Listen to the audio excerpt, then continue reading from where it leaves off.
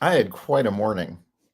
I just came out of our Invincibility Dojo meeting with Brian Muka, and I'm still feeling emotional from the whole thing. And then from my day yesterday, where I had to get a new phone. I hate technology. I love what it can do, but I hate it. I can't stand the entire industry. And I'm in the Apple store, and I'm like, it's like going to me. It's like going to the utility company, and I go, okay, I got to upgrade my utility now so the power plant functions. And I'm like, I don't want to go do this. I just want the damn thing to work. And of course, I know there's going to be problems because you got all these big technology companies that don't get along, and they're trying. And I know the technology is great, and yeah, yeah, yeah, yeah, yeah, yada, yada, yada, yada. Um, and sure enough, there's a problem. And of course, it's Google, and it's security related. And I knew it. And now my phone doesn't work right. And then the internet didn't work when I got we they couldn't fix it in the Apple store because, well, we don't do Google. But it's always the integrations that are the problem. So now I have an appointment with an IT company today because nobody could figure it out. But what it really led to was a fight with my wife because I was being an asshole. And and this is what happens to me when I get into this. And this is an entrepreneur thing. I think it's when I can't get somewhere that I want to get, I start getting I turn into an asshole, and I'm justified it because I'm like, you people figure this out, get it right. I want to go over there, and I can't because you're in my way, or you can't help me get there because your technology companies suck. So I get really upset, and I get opinionated, judgmental, and and it's all because of chaos. And I feel this sense of chaos. And I thought, and I didn't take it out on her, and I didn't take it out on anybody. What I did was I allowed myself to be impacted by it. And I did that to myself. She just happened to be there. So she called me out on my behavior, as she will do. That's what happens when you marry the right person. They'll call you out on your behavior. If you listen to them, you're going to make progress. If you don't, you won't. And I listened, and I thought, she's right. And part of the reason I was able to do that was because of a meeting we had yesterday. Um, and I'm not going to mention some names here right now, but I will be later. But we have somebody new in our group as a founding member. And I wrote down what I think her expertise is: connection clarity. And I thought, well, she should do a connection clarity session in our group. Now, we haven't talked about it yet. We have a meeting, but so I'm not going to mention her name, or because it may not end up being that. It's up to her, not me, what she's going to end up doing. But I thought that's what she did for me, because yesterday, before this happened, um, we did our Entrex forum meeting, and there were four of us there in our founding group because we're trying to figure all this stuff out before we bring the world into this, so we get it right.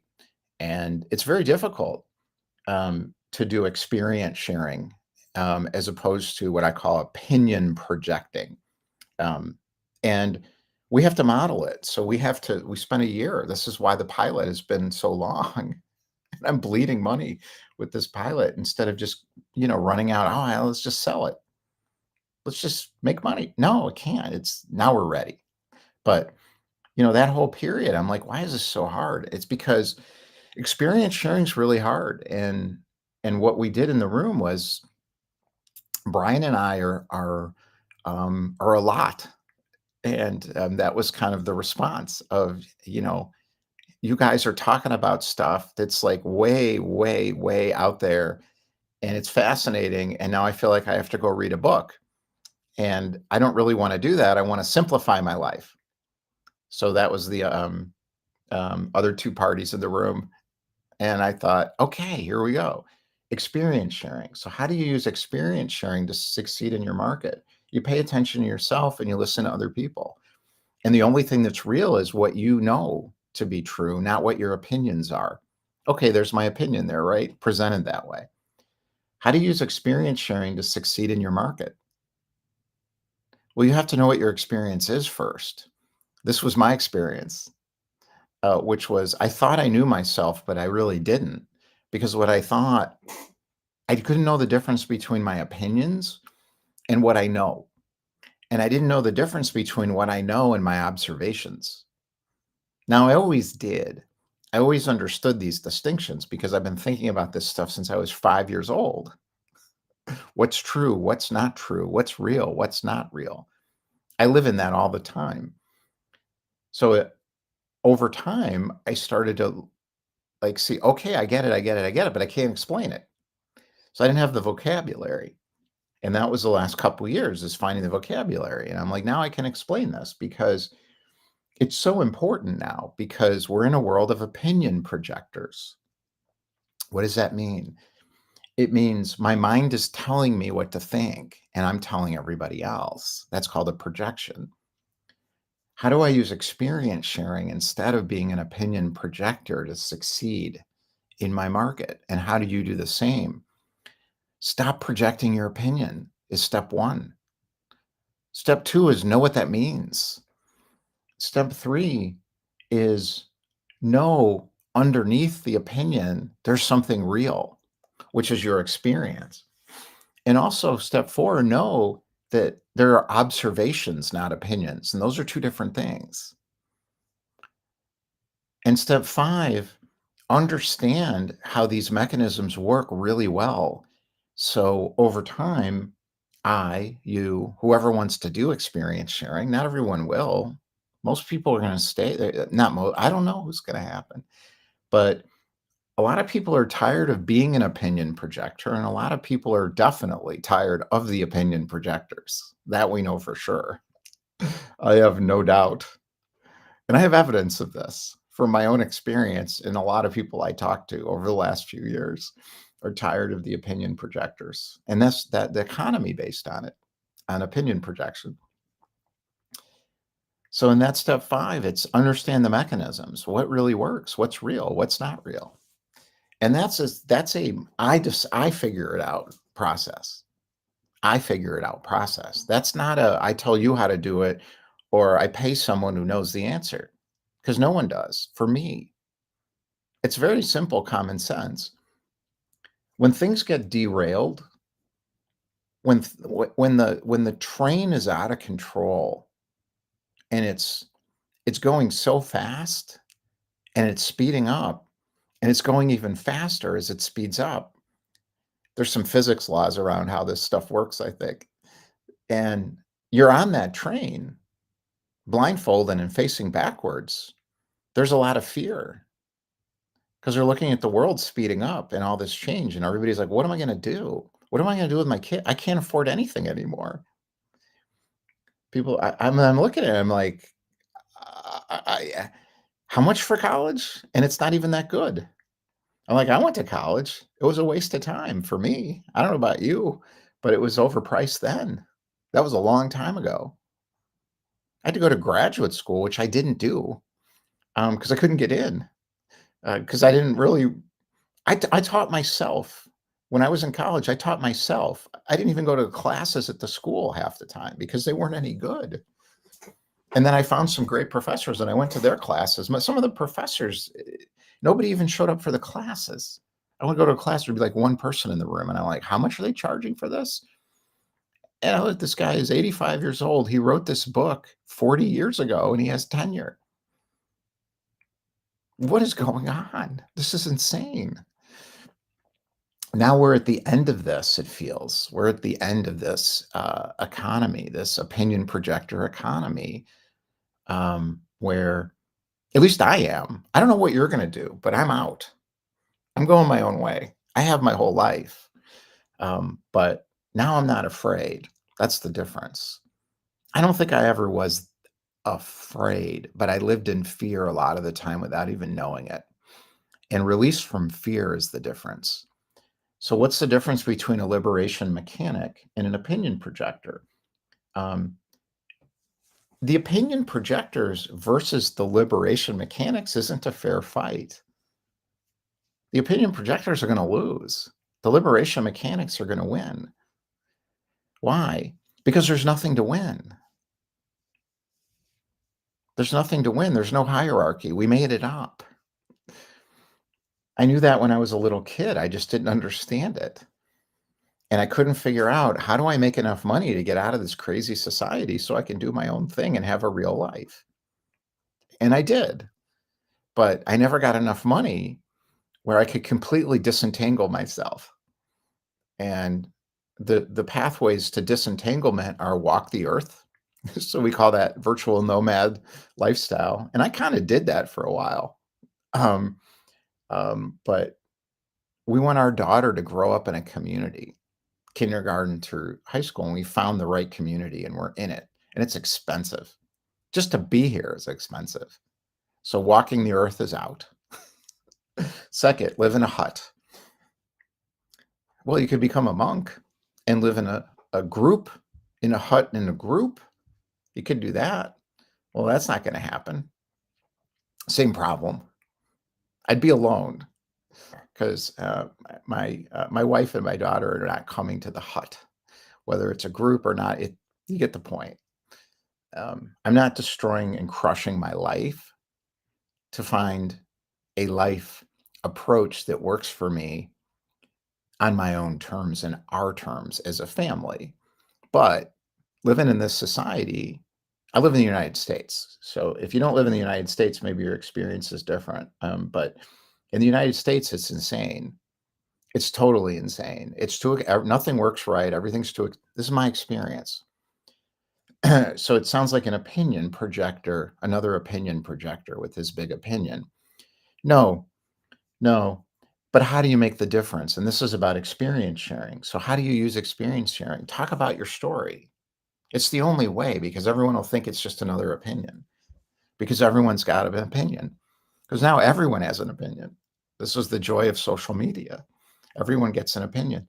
And whoever's opinion is the loudest or the most carefully constructed with an attractive character story that demonstrates some type of pathway to get something that other people want, well marketed using ethical persuasion marketing approaches, is going to get followed. So now all of a sudden we got fans and followers. It's just like middle school or high school. This has become an adult lifestyle. Has it always been this way? Yeah, it has. So I don't feel bad about it that I succumbed to these things, and I don't feel bad that other people do, because it's normal. Why is it like this? Because I create my reality based on my thinking process, and it's not real. Why? Because my brain is just thinking, thinking, thinking, thinking. That's looking around, forming an opinion laden with judgment. And what happens next? I look at the world and I go, well, that's real. It doesn't matter what it is. My brain's going to tell me it's real because it's right in front of me. What happens next? I form a belief about it. What happens to those beliefs? They start getting really enmeshed emotionally into my body even. And then those beliefs become my reality that I create. And it becomes a conviction. So if anything pokes that bubble around me that I've created, in other words, I created a prison, I created a cocoon for myself because I'm believing all this stuff my mind is telling me is real and true. That's not true. It's not real. It's just what's going on in the society. But I looked at it, formed an opinion, created a belief about it over a long enough period of time, turns into a conviction. And now I'm like, get out of my way. I have an opinion. Now I project it everywhere. And I don't even know what I'm talking about because I don't know anything at all, because I'm just believing what my mind is telling me is real. We all do this. It's how the human being is structured. But there's a way out, which is don't believe it. That's hard because then you have to become liberated. What does that mean? What is liberation mechanics? It's knowing how to do it. And everyone has their own way. That's the cool part. And that's what's amazing to me. And I watch our community and our founding members, and I'm like, we're all so different, but we're using the same liberation mechanics playbooks. And we're all creating our own version of it. There's laws, there's principles, there's mechanisms that always work, that have always worked, that transcend the society. They transcend the society. They're not limited by the society because they're not based on our opinion of what we see in the world that worked. And then now that all of a sudden is turned into a belief system. And then other people believe in the belief system because they look at it and they're like, well, I want that. That belief system gets me a nice house in Santa Monica. Well, I want a nice house in Santa Monica. I don't really know what that means for me, but I want it because it looks great. And I saw it on Facebook. And who owns that? How many bill? Oh, well, I want to be a tech entrepreneur now because the tech entrepreneurs have all the houses in Santa Monica because nobody else can afford them. But I don't want to be a tech entrepreneur, but I want a house in Santa Monica. You don't even know what you want though. So I'm looking at myself and I'm like, what am I doing? And I get caught up in this stuff too, because everyone does. But realizing liberation mechanics is about your own experience becoming your life.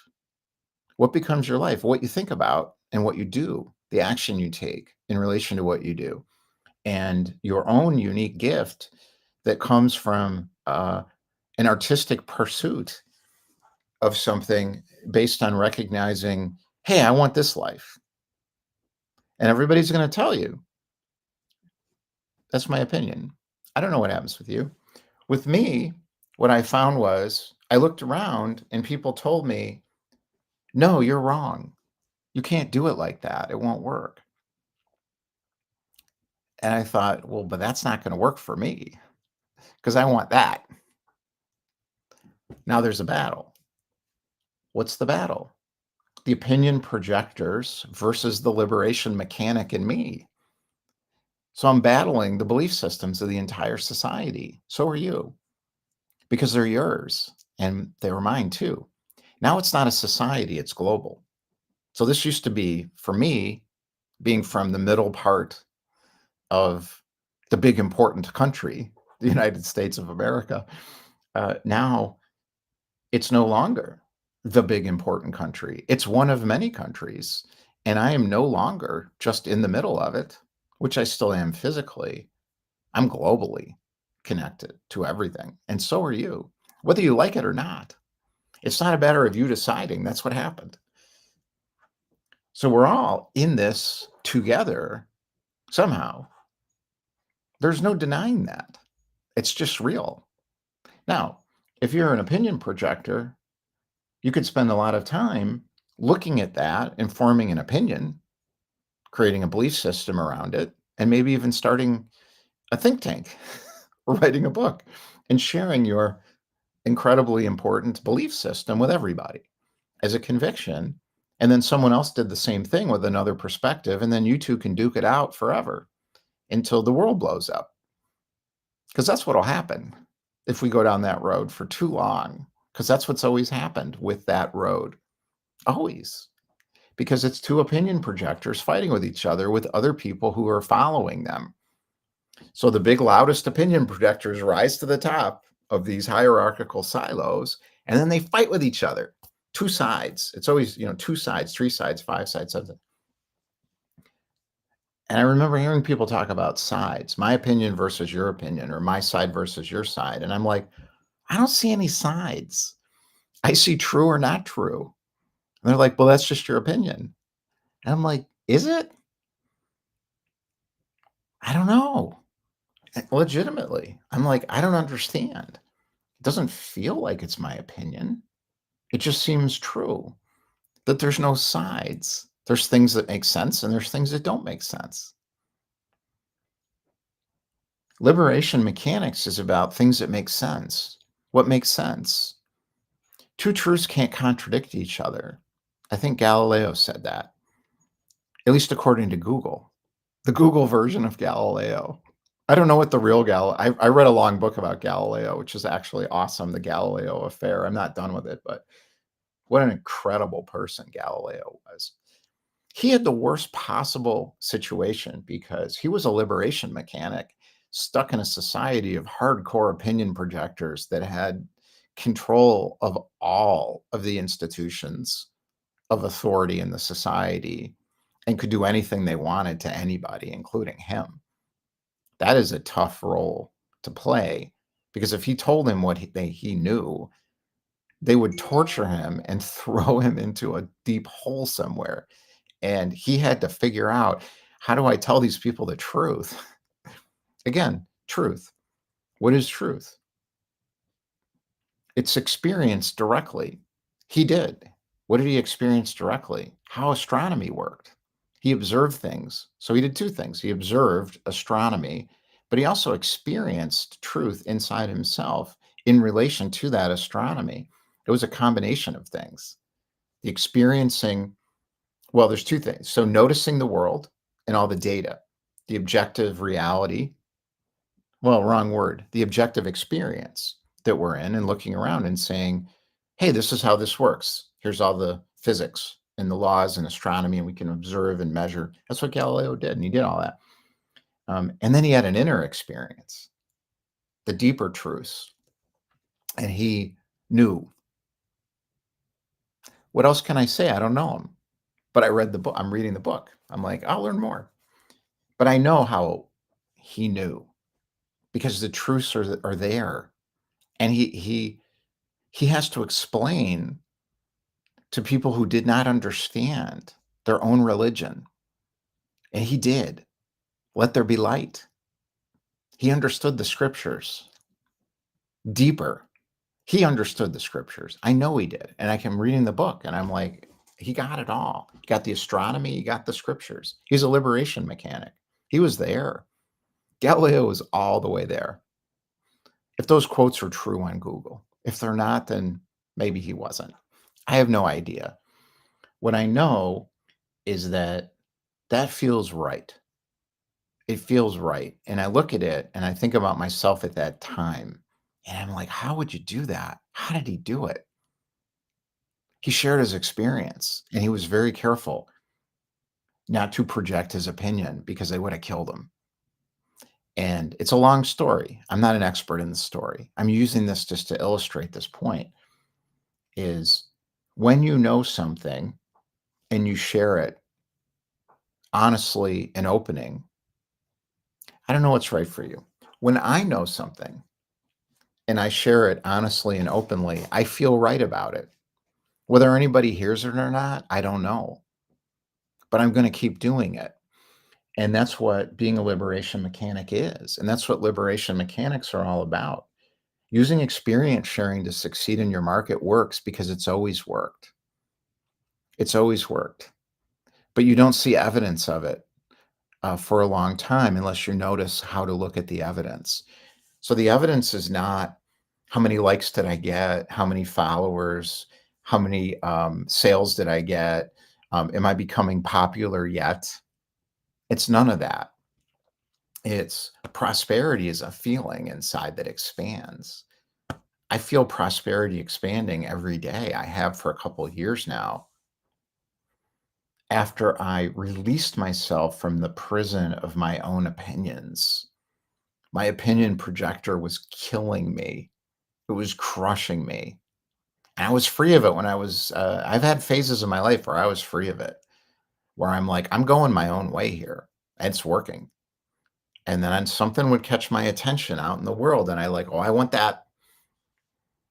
That's what happened in the pandemic for me in 2020. I was like, I want social media success because it'll put the money in my bank again that I want in a more permanent way, because I like this business model a lot from social media, influencer economy, and persuasion marketing. And I'm going down this road and I'm like, I got deeper, deeper, deeper into my opinion projector and trying to figure out, how do I get people to do what I want, and started believing in the hierarchies of this person knows and I don't, denying my own knowing and my own expertise, abdicating that to someone who I realized they don't know what they're doing. They're just got popular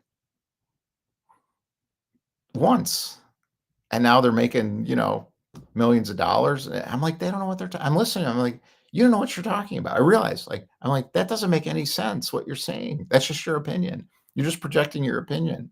There's no wisdom in it at all. I'm like, stop listening to these people, Larry. Stop. Shut them down. Shut them off. It's hard because it's everywhere. I had to shut it off. And I did. And it's been a long time since I shut it off. I don't listen. I notice. There's a difference between listening and believing and noticing, watching, and observing and saying, what just happened there? As opposed to, I better learn how to use this AI stuff or I'm going to be out of business. That's a problem. You don't want to go there. It's not necessary. It's not about AI, of course. Opinion projectors versus liberation mechanics. How to use experience sharing to succeed in your market. So I'm going to wrap this up. I have a lot of technology problems to deal with. I have to go see someone this afternoon to get my phone working properly again because Google's security loop is tragic. It's tragic. And I got to figure that mess out and then make sure I can't even log into Spotify anymore and listen to podcasts on my walks because of the security stuff. I have LastPass, and I'm like, that doesn't work anymore because for some reason, it's like it's always this integration stuff. Always. I've been using technology my whole life. It's so frustrating. It's built by people who don't understand what it's used for. Always. It's a group of, I started calling them analyzing organizers. And they're tech people and they understand all of this stuff and they know how to build software, but they don't understand what it's used for. So then they hire user experience people. That doesn't work. At least I haven't seen it work as a user of it. People who are expert in the experience and love the thing the technology is used for should be running all those companies. People who, but they did. They were the founders. They're gone. If Larry and Sergey were still running Google, we wouldn't have this problem because they would have made it awesome. It was a little box. It was a little, I remember when it started. I'm like, this is the best thing I've ever seen. You just type something in and it gives you all this information and it's pretty good information. I think. Yeah, it was actually, yeah, this is actually pretty good because they created PageRank, so it made sense. They figured out how to do that. And it was getting better and better and better. And you had little ads at the top and the side. I'm like, oh, that's an ad. I'm like, well, that ad's good because they figured out my intent. So I clicked that. I'm like, oh yeah, I want that. Because the marketing people got good. They're like, oh, okay, he wants that. And they gave it to me, made it easy. Now I'm like, this thing is like, I can't figure it out because it doesn't make any sense. I can't even figure out what's true in it, much less use it because it's so confusing from a security standpoint. I can't tell what's real in it. So now I'm getting into my rants. That's one of my problems. You have your own. One of mine is it's called the trap of, I call it just the trap of opinion. My opinions start coming, frustration, and then the chaos of the damn technology's in the way, and I can't get the damn company finished because these technology people don't know what they're doing because they only care about the software. They don't understand how it's used. They're not the user. If the cat people run the cat technology company, the people who love cats and the analyzing organizers who are the software people listen to the people who know what it's about, the technology will work properly. My opinion. It's my rant. It doesn't mean anything.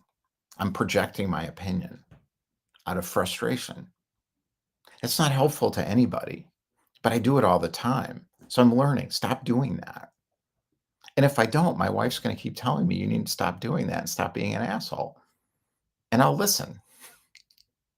Hopefully. I did yesterday. We'll see what happens today. I don't know. But I have got to go sit. Hopefully, it's not an hour with an IT person and show them my mess and hope they can figure their way out around Google's convoluted spinning in circles system and figure out how to get me logged in. I mean, I might as well just have to redo the whole security thing because LastPass doesn't seem to work anymore with some of these systems. I had everything set up in LastPass. And now I don't think it works.